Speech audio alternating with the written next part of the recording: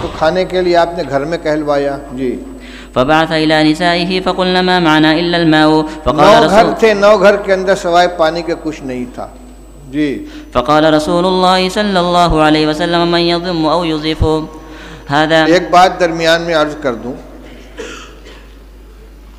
مولانا سعد صاحب نے بھوپال میں تقریر کی ہے کہ دعوت اور تعلیم دونوں سنت کے راستے سے ہٹ گئے ہیں، اور مثال اور دعویٰ کیا کیا ہے کہ صحابہ کرام رضی اللہ تعالیٰ عنہ خود رسول اللہ صلی اللہ علیہ وسلم کے گھر کا انتظام کرتے تھے.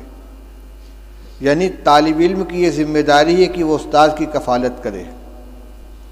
کہتے ہیں کہ صحابہ جنگل جاتے تھے، لکڑیاں کاٹ کے لاتے تھے، اس کو جلانے کے قابل بنا کر فروخت کرتے تھے، اور رسول اللہ صلی اللہ علیہ وسلم کے 9 گھروں کے اندر تازہ بکری کا گوشت روزانہ پہنچاتے تھے. یہ ہے یعنی بحیثیت استاذ کے کہ یہ شاگرد تھے اور استاذ کے گھر میں تازہ روزانہ بکری کا گوشت پہنچاتے تھے. اور ہم جو روایت پڑھ رہے ہیں اس میں کیا مل رہا ہے؟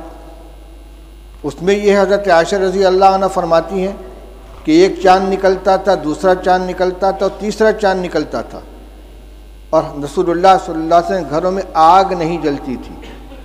اور یہاں آ رہا ہے کہ 9 گھروں میں حضور صلی اللہ علیہ وسلم نے آدمی بھیجا ہے، اور سب جگہ سے جواب کیا آ رہا ہے؟ ما معنا الا الماء، ہمارے پاس پانی کے علاوہ کچھ نہیں ہے. یہ کیا حدیث کی تحریف نہیں ہے؟ یہ ازواج مطہرات کے بارے میں جو بات کہی جا رہی ہے صحابہ کے بارے میں کہ روزانہ ان کے یہاں بکری کا تازہ گوشت صحابہ کرام پہنچاتے تھے، اور آج طلبہ کو کھانا مطبخ سے دیا جا رہا ہے اور اساتذہ کو تنخواہ دی جا رہی ہے، لہذا تعلیم سنت کے راستے سے ہٹ گئی ہے. یہ کیا مذاق ہو رہا ہے؟ یہ جتنے مدارس چل رہے ہیں، جتنے اکابر نے مدارس قائم کیے ہیں، تعلیم گاہوں کا انتظام کیا ہے، اصحاب صفہ نہیں تھے جن کے لیے صحابہ کرام رضی اللہ تعالیٰ عنہ لا کے خنگور کے خوشے لٹکا دیا کرتے تھے، اور انگور اور کھجور کے خوشے لٹکا دیا کرتے تھے، اور ان کو اسی سے کھانا دیا جاتا تھا. وہ روایت نہیں آئی کہ رسول اللہ صلی اللہ علیہ وسلم مہمانوں کو حوالے کرتے تھے کہ بھئی اتنے کو کون کھلائے گا، جس کے گھر میں 2 آدمی کا کھانا اور تیسرے کو کھلائے، جس کے یہاں 4 وہ 5ویں کو کھلائے. صدیق اکبر اتنے آدمی کو لے کر گئے، فلاں اتنے آدمی کو لے کر گئے. اور حضور صلی اللہ علیہ وسلم کے ساتھ جو تعلق تھا صحابہ کرام کا، وہ صرف استادی و شاگردی کا تھا کہ اس کو اور صحابہ کرام رضی اللہ تعالیٰ عنہ خود پیٹ پر پتھر باندھتے تھے، رسول اللہ صلی اللہ علیہ وسلم بھی پیٹ پر پتھر باندھتے تھے، 2 باندھتے تھے. لہذا یہ کبھی اتفاق سے کوئی جزیہ پیش آ جائے اس کو دائمی معمول بنا کر پیش کرنا، یہ تو تحریف ہے کہ سنت کے راستے سے مدارس ہٹ گئے ہیں. نہ دعوت سنت کے راستے پر بچی، نہ تعلیم سنت کے راستے پر بچی ہے. کس قدر خطرناک چیز. کا مطلب یہ کہ عوام کو یہ سمجھا دو کہ مدرسے جو ہے سنت کے خلاف چلے جا رہے ہیں، لہذا عوام کا رشتہ مدارس سے بھی کٹ جائے اور علماء سے بھی کٹ جائے.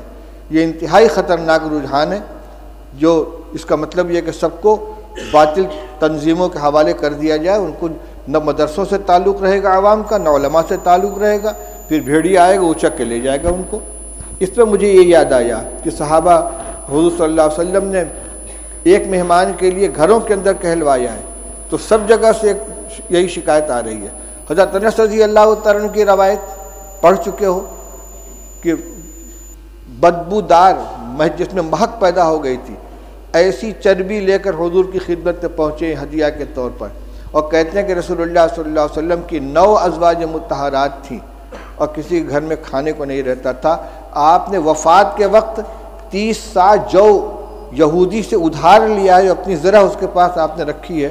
کس زمانے میں یہ گوشت دیا جاتا تھا بھائی کہ وفات کے وقت حضرت عائشہ حضرت رسول کریم صلی اللہ علیہ وسلم مقروض تھے یہودی کے، اور غلہ تھا. حضرت عائشہ رضی اللہ عنہ کی روایت پڑھ چکے ہو کہ آدھا وسق جو تھا میرے پاس، رف پہ رکھا ہوا تھا، اس میں سے میں کھایا کرتی تھی.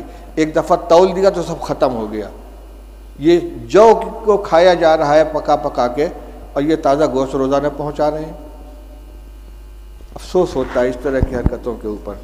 چلو پڑھو روایت. فقال رجل من